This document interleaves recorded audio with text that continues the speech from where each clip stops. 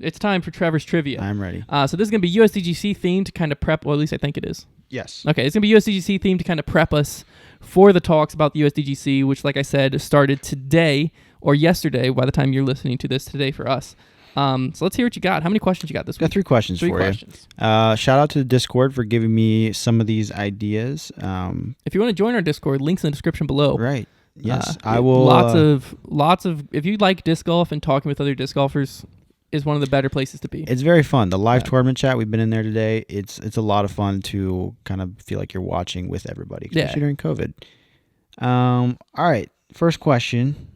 This one's a little bit tough, but you know some things that surprise me sometimes. So, as you know, the USDGC, they have these rocks, these commemorative rocks. There was like a trend for a while where like everybody's stable rock in their bag. Play friend would have one of these rocks. I got the 05, 06 rock. Yeah. So, they actually called this rock their, and I quoted this, primary source of funding for the tournament. That's interesting. Yeah. They keep track of these things. They have like these like lists for like every single one they make, so that and people can like claim, like have their names on it. So the question is, what was the first year they made these? The first year they made commemorative rocks. Yeah.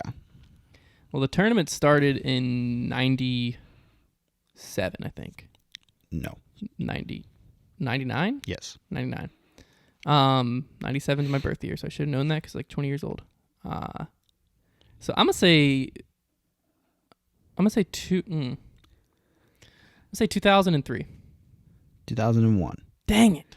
I wasn't sure. So I knew the only reason you would know that is if you had a knowledge of these rocks to know that there's an 01 rock. Only reason I knew it wasn't 99 is because you wouldn't have asked me the question if they always had it. And so I was like, all right, I'll go a few years after. Yeah, I didn't know if you had knowledge of those rocks or not. I'm not sure. I was never a big rock collector.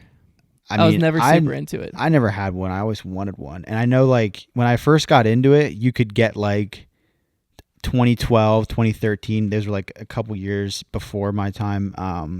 And they were like $70, $80 on certain sites. And I was like, oh, so tempted.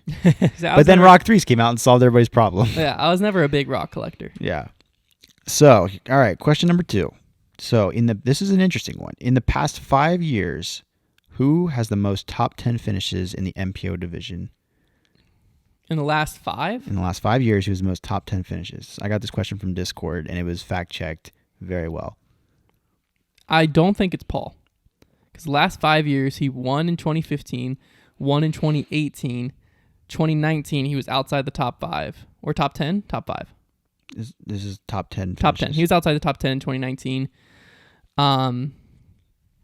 And 2016, I feel like he didn't have a great showing either.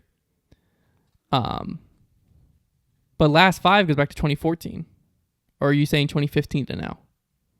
15, 16, 17, 18, 19. Okay. Which year am I missing? 15, 16, 17. Oh, 17. I don't know what he did in 17. So I don't think it's Paul. I'm thinking players that are always near the top. Dang, I don't actually really know. Sexton, I feel like, has a lot of top 10 finishes at the USDGC. I feel like he's always in like 6th or 7th. He's always up there. But is that the most? I mean, if he was 5 for 5, it'd be the most. I'm going to go Sexton. I'm going to go Nate Sexton. Incorrect. It's actually Ricky with 4 of them. Ricky. 4 out of 5. There was a couple guys that had 3. Ricky was like, it was like 2 seconds, one of those 3rd, 3? and 5th. I think Sexton did have 3. That makes me feel better at least. Ricky was, I was thinking through, when you think of USDGC, you normally see like Sexton up top. You normally see Ricky up top. Paul is normal. If Paul's up top, I feel like he's kind of like winning or he's not up top.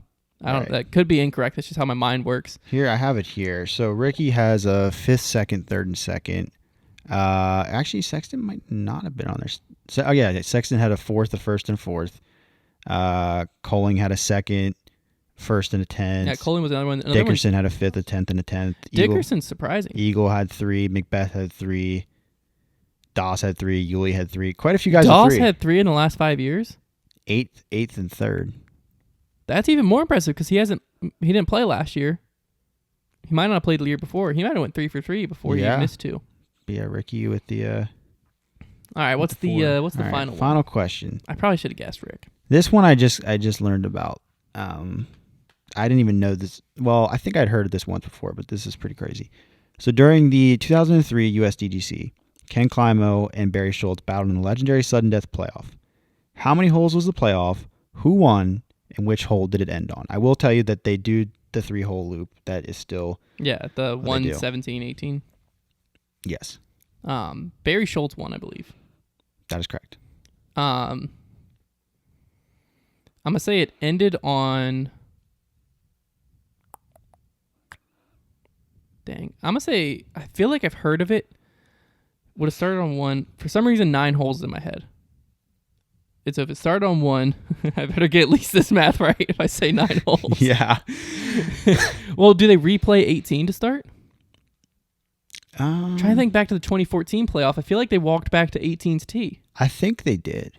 So if they started on 18. Yeah. So then 4. I'm just counting all the way through. 8. I don't know why this is so hard in my head.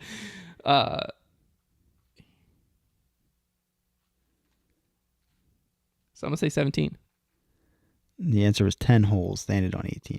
Okay, at least I have my math right. Yeah. I was waiting to see if that was going to add up. That's why I counted on my head. I was like, I am not going publicly on air. I didn't. I'd never really heard of that. And I was just thinking when I read it, I was like, could you imagine if we got something like that today? I remember it because I didn't remember how many holes, but I only heard of it because I believe it was one of the Ricky and Paul battles coming down the stretch, and they were just going back and forth at USDGC.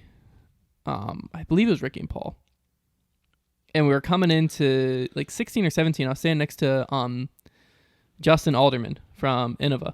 Mm-hmm. And it was already starting to get like kind of dark because the round was taking forever. And I was like, what do we do about a playoff?